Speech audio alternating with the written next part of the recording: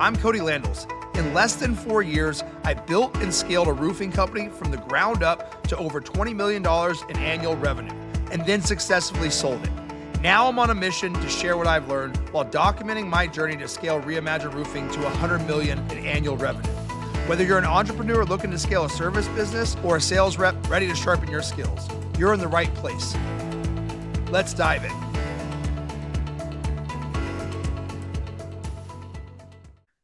All righty, so it looks like we got most of the people in. I know some people will start trickling in here as well. So since we had a different than normal time, I'm expecting a little bit smaller of a group today. So I wanted to give you guys kind of options on what we wanted to go over today. First option is just an open forum Q&A roundtable where everybody can bring anything to the table, ask any questions, anything that we've covered before, and just have a free form Q&A.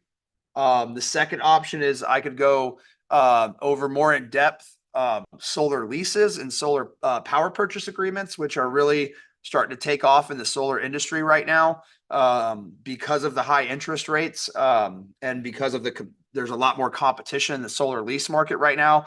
Whereas in the past, I was 1000% against solar leases. They are starting to make a lot more sense now. And they can be really, really beneficial to a lot of different homeowners. And then the third possibility is we could also go over new dealer fees and kind of go over what the current market is for people, for your competitors, especially if they're not using Credit Human or they're not using a credit union. You guys can kind of see the lay of the land on the financing side. So if anybody wants to chime in on the chat of any of those three topics, or if anything in the Q&A form that you guys want to talk about. I got Mark says inside sales. Give everybody a minute real quick to put anything else they want to talk about in the chat or if they have a preference. All right, so we'll start with inside sales real quick before I get into that.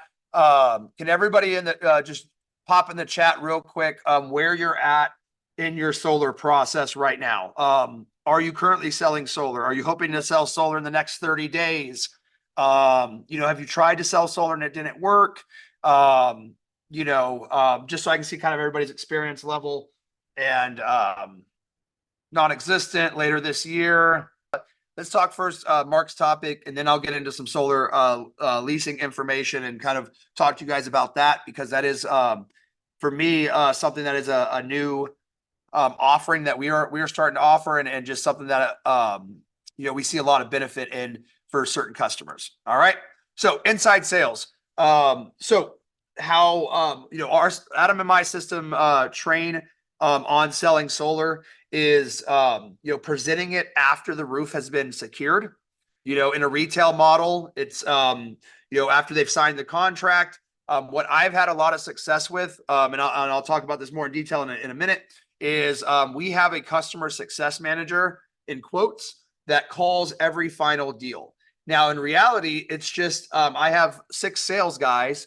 So if Bob sells a job, then Steve does the customer success call. If Steve sells a job, then maybe Jim does the customer success call. So what we do is, and this is, most of my deals are retail. If it's insurance, we do approach it a little bit differently because I think the opportunity is really unique there. But on retail, probably about 50 to 60% of my retail deals are financed. And so if it's a finance deal, then we have the customer success manager call, and he almost acts as like a finance manager. Like, he wants to go over the terms, he goes over the interest rate, he goes over the monthly payment, and he basically just goes over the contract. And so it's, it's like, hey, Mrs. Jones, I'm looking right here. It looks like you got, the Owens Corning Oak Ridge. You went ahead and opted for the upgraded peel and stick underlayment. We have that on a 15-year term at $899 for $232 a month. Is that correct? Yes. Okay. And I'm sure that the sales rep also went over ways that you could potentially lower that interest rate and lower that monthly payment. Is that correct? They go, huh? No. No. How could I do that? Oh, okay. And so we don't, that first question is about lowering their interest rate and lowering their monthly payment if it's a finance deal. Not did they talk to you about solar? because once you say, hey, how can I lower my interest? How can I lower my monthly payment? They lean in super, super hard. Like they're like, I'm all in, like I'm all ears. Versus if I just say, hey, did they talk to you about solar? I'm not interested in solar because whatever misconception they may have. So by tying it to something that you know they're interested in, right? If you go buy a house and I told you I can lower your interest rate, are you ever going to say I'm not interested? Obviously there's devil in the details, but I'm going to be interested. And so that is a very important difference in how you frame that initial pitch. All right. So again, this is a retail finance deal. So like we do a 15-year 899 on our retail roof deals. And then my solar is a 20-year 799. So I'm dropping them an interest rate. I'm extending their term 5 years. And so their monthly usually drops on the roof itself, down $50 or so. So be prepared with that number. So it would be, hey, did he go over the way you could drop your interest rate and lower your monthly payment? No. Okay. Yeah. So we do have a program where your interest rate would drop another point and your monthly payment would now be this. So let's say they were going to be at 200 for the roof. Then we, hey, are you interested in this? They say yes. And then we say, okay, your interest rate would then be 799 and your monthly payment would be $150 a month instead of $200 a month. Okay. And they go, all right. And then we say, then that's when we talk about, and then, how you do that and why so many homeowners do it this way is for that exact reason. What they do is they partner the roof and the solar all into one package. All right. Is that something you've ever considered? Now, notice what I just said right there. Is that something you've ever considered? Not is that something you're interested in? Big difference in that, right? I've considered a lot of things. I'm not interested in a lot of things. But I've considered a lot of things. And so if I ask, have you ever considered it? I'm not asking right now if you're interested. If I ask you, hey, are you interested in that? And you say no, that shuts down the conversation, right? If I ask you, have you considered it? And you say no, okay, well, let me give you some more information so you can consider it. If I ask you, have you ever considered it? And you say, yes, I've considered it. Okay, well then why didn't you do it? Now we're either whether you say yes or no, I can continue the conversation. But if I ask you, are you interested in it? And you say no, that instantly shuts it down. And then, because then after that, if you say no, and I'm like, well, but you're going to say this, you're going to do that, you're going to do that. You've already told me no. And now I'm annoying, right? Now, if I told you I'm not interested and you keep talking to me, that's like, get out of my face, man. Like I told you, I'm not interested. But if I just ask, have you ever considered it? And you say no, oh, that's probably because you didn't have enough information. Or, oh, that's because you just haven't ever, looked at it. So why don't we just do a quick 10, 15 minutes and look at, how it could possibly work. All right. So that's the next phase of it. That's the next phase of it is after the consider is then, okay, then let's do a quick 10 to 15 minute call to just go over how it works. All right. So, and this is retail finance deals. I'll go through each kind of component of these. And then we'll talk about leases right after that. All right. So the retail deal, that's financed as well. All right. They would have a monthly payment already with it. They would have already, signed the contract. And then you have a different person, a customer success manager, or in other companies, like when I used to work at a solar company, they called it the finance manager. But whatever you want it is, but they sign on Monday. Okay, great. Next step, I'm going to set you up with a customer success manager, for Tuesday. And again, you don't need a special person for that. I have 5 sales reps. If Bob sells, one roof, then Steve is the customer success manager today. Tomorrow, Steve sells a roof. Okay, Bob is now the new customer success manager. It's just a side sale to the person. And maybe in your guys' model, it has to be, if you're so fractionalized with your sales reps that they don't kind of work as a team like mine does, maybe they have to do the second call themselves. And that makes it a little bit trickier. But what I've found is most of our reps put up similar numbers, and we figured out a commission structure where the guy that does the side sale gets it, but the person that did the original sale still gets a little piece of the solar action as well. And everybody just kind of picks up each other's solar offers. Okay. But I really think there's value in it being an gee shucks moment. They haven't talked to you about this. That wasn't the reason for the call. If the reason for the call is selling you additional items, it feels very salesy and I shut down very quickly.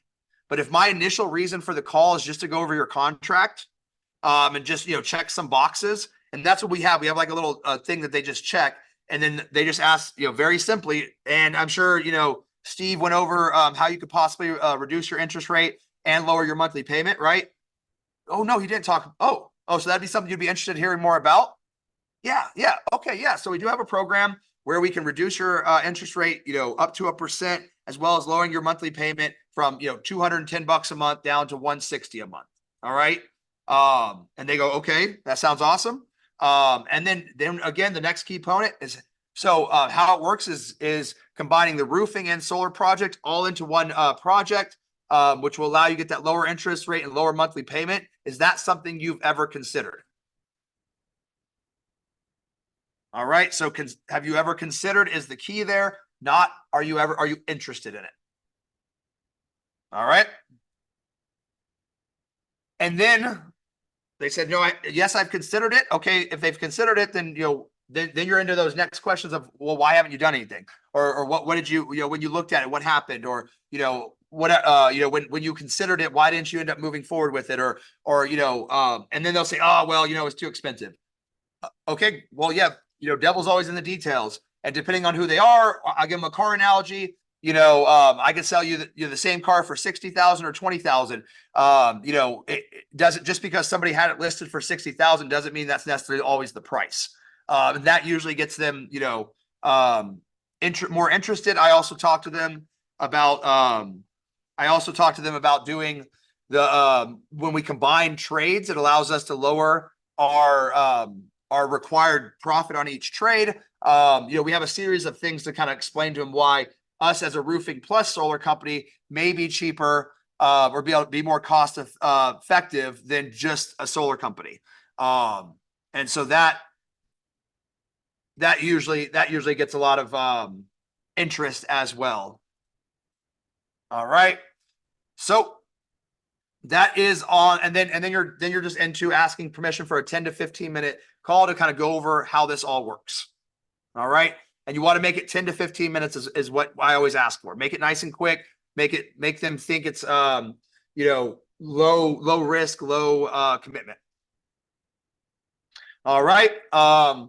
Cool. So that is if it's and then you're into your normal presentation, because then it's just a warm lead.